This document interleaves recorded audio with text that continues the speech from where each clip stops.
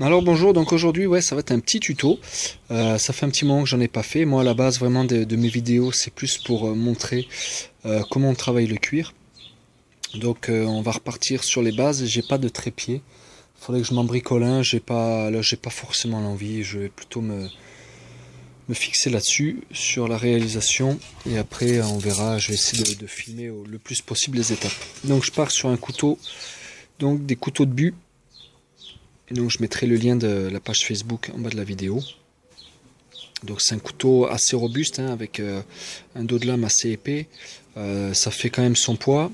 Un manche plutôt bien pensé, plutôt ergonomique, avec une bonne prise en main, que ce soit en gaucher ou en droitier. Avec un petit décoché là assez intéressant, plutôt joli. Un style bien à lui.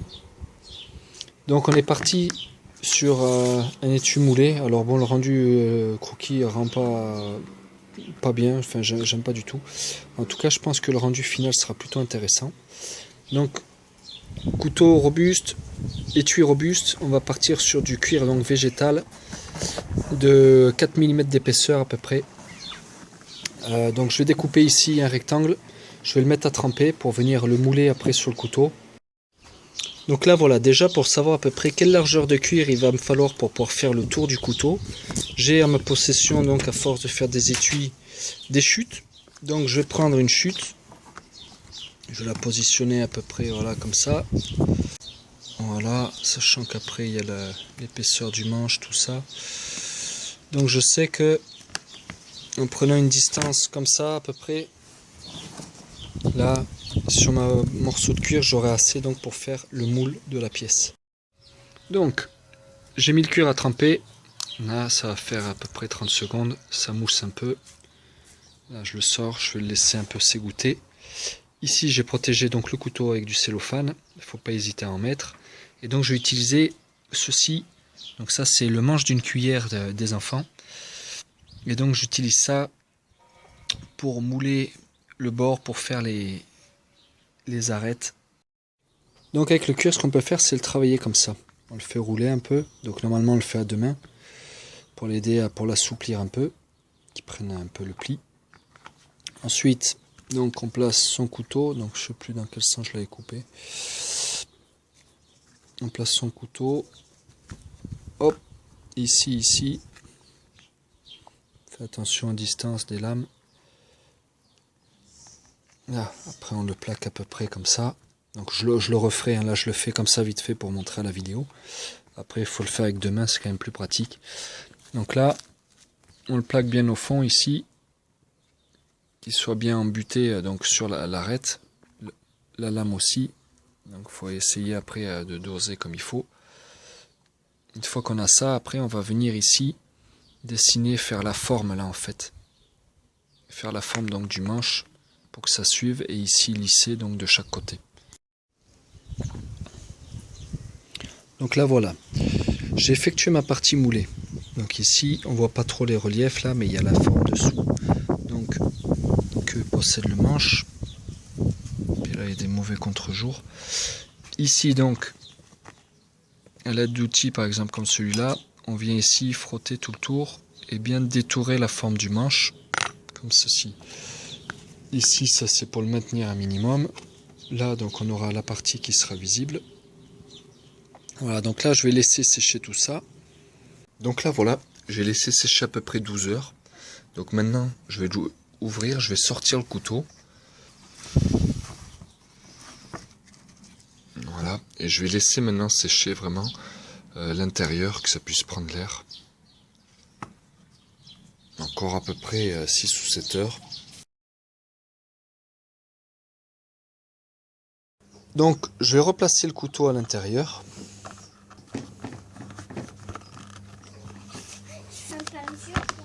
Donc le couteau voilà est en place. Je vais ici marquer à l'intérieur, suivre le tracé à 1 cm à peu près du bord pour pouvoir découper en fait et garder la forme de la lame à l'extérieur. Après ici, je vais tracer déjà toutes les découpes que j'aimerais faire et après on verra. Donc voilà, j'ai découpé là le pourtour pour lui donner à peu près la forme qu'il aura à la fin. Donc j'ai découpé qu'un côté pour l'instant. Là je vais donc découper l'autre côté grossièrement et après les finitions je le ferai à la fin ça.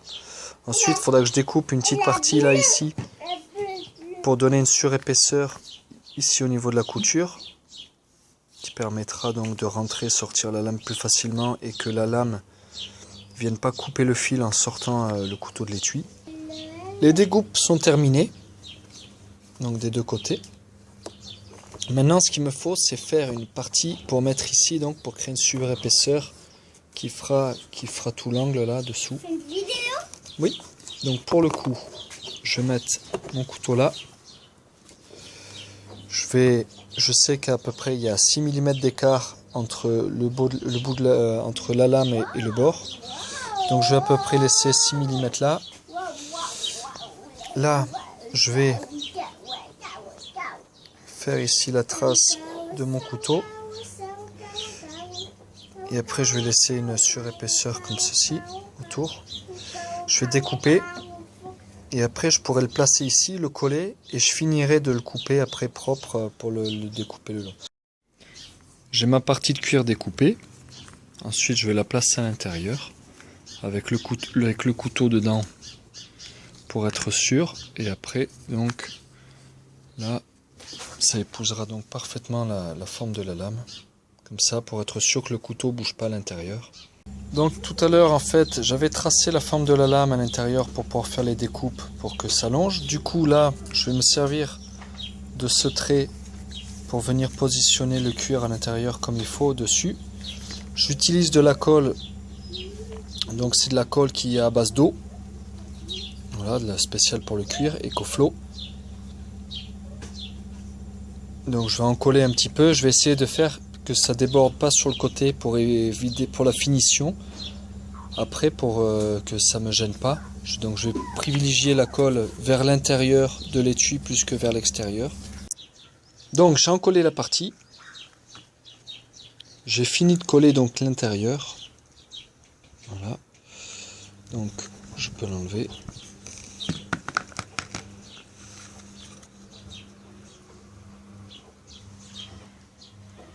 On va laisser sécher.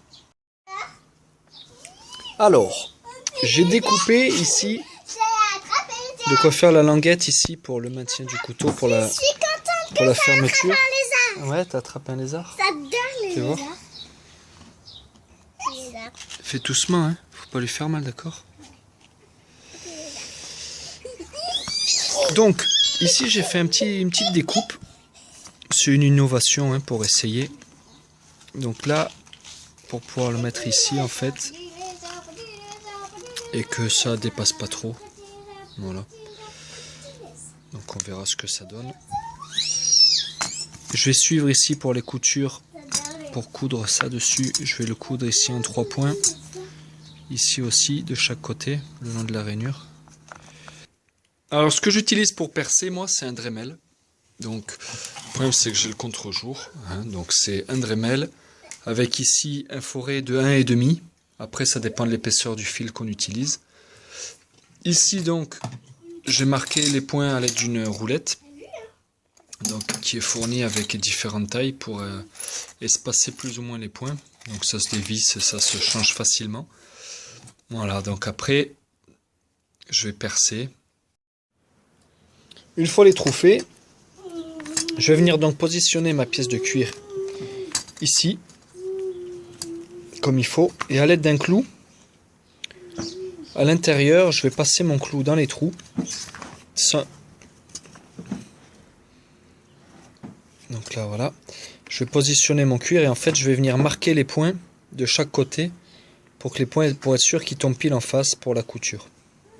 À l'intérieur, au scalpel ou à la rainette comme on veut, je vais venir ici entailler, faire une petite rigole entre chaque trou pour le passage du fil après, pour pas que les fils dépassent. J'ai ici percé ces trous, je l'avais positionné tout à l'heure avec des clous. Là, j'ai maintenant percé cela, j'ai fait un trait avec la rainette, donc la rainette, c'est ce petit outil ici, qui est aiguisé donc d'un côté on voit pas bien, il fait pas bien la pointe. Avec la rainette donc, on prend son papier, on a ici sa distance, on fait ici, hop, et en fait si on voit,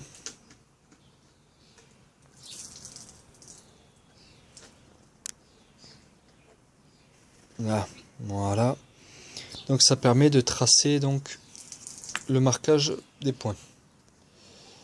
Le marquage donc pour faire la ligne de couture. Après moi j'utilise toujours des clous, comme ça permet de maintenir l'ensemble, ça permet de se donner une idée donc de ce que ça donne. J'ai fait un semblant de découpe, attends Lycée s'il te plaît. J'ai fait un semblant de découpe ici, je finirai une fois cousu en fait, je ferai les finitions. Alors ici je vais faire mon système donc de port pour la ceinture, donc je vais prendre une largeur de 4 cm qui sera fixé ici. Après ça viendra, ça fera la boucle qui permettra le passage de ceinture, donc une ceinture de 4 cm et demi à peu près. Ça laisse pas mal de marge par rapport aux tailles de ceinture existantes. J'ai découpé ma lanière. J'ai fait ici les pré-trous. Ensuite, je vais venir marquer les points ici à travers. Donc je vais prendre ce que je prends d'habitude, des petits clous. Après percer. Et ensuite à l'intérieur ici, je viendrai donc rainurer l'ensemble. Ok, eh bien, c'est que j'avais l'impression d'avoir un problème mécanique de compresseur axial. Le porte-ceinture est là, positionné, une petite serre épaisseur derrière ici, une petite super épaisseur au milieu. Voilà, donc il faudra le voir bien serré le tout. Ici donc le support pour fermer. Maintenant je vais passer à la teinture. Donc voilà, j'ai fait la teinture. Partout, il faut attendre que ça sèche bien sûr. Donc j'utilise de la teinture française. Voilà, donc qui est à base d'alcool. Avant j'utilisais de la teinture à l'eau, mais le résultat me plaît pas beaucoup. Donc maintenant j'utilise ça. Ça marche plutôt pas mal. Donc je vais attendre que ça sèche comme il faut. Ça devrait bien s'éclaircir. Et après, on fera les coutures. Une fois teinté, je vais nourrir le cuir. Donc de ce côté intérieur de la peau, avec de l'huile de pied de bœuf, ici. Alors, ici à l'intérieur, et puis aussi pour la languette, là, pour lui donner un peu de souplesse. Il faut savoir que ça va changer la teinte du cuir, donc il faut quand même faire attention d'essayer de le mettre le plus homogènement possible. Une fois nourri, donc il a changé de teinte, ça le permet de l'assouplir un peu, donc assouplir un peu le cuir. Je vais maintenant le poinçonner pour mettre mon logo. Donc j'utilise des poinçons que j'ai fait réaliser par HPM Laser.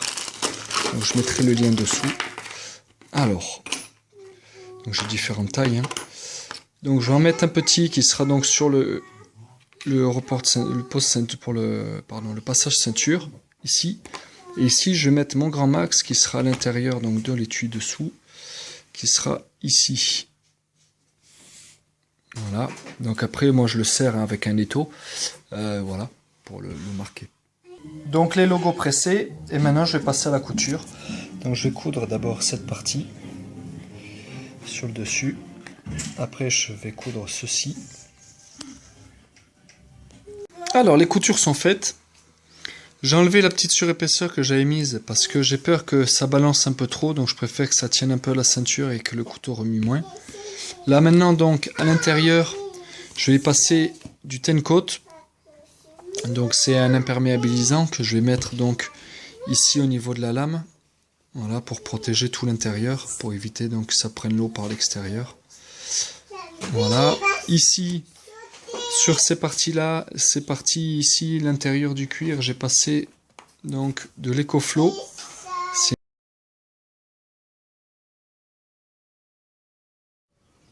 Alors ça y est, terminé. le tout est cousu. J'ai fait mon système de fixation ici. J'ai mis donc un bouton pression comme j'aime bien sur le dessus. Ça s'ouvre comme il faut. On sort le couteau.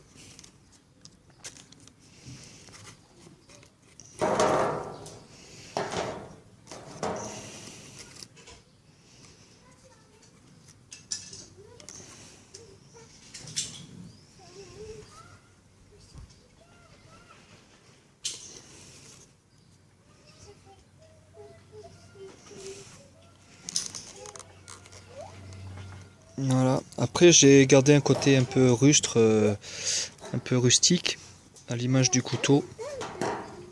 Donc voilà pour le petit ensemble.